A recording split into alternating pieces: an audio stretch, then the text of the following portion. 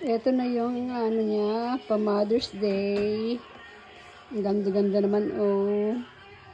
Marami pang, ano, talulot. Marami pang maliliit na bulaklak. Ayan, ilabas muna natin. Kaya lang, hirap ko ilabas.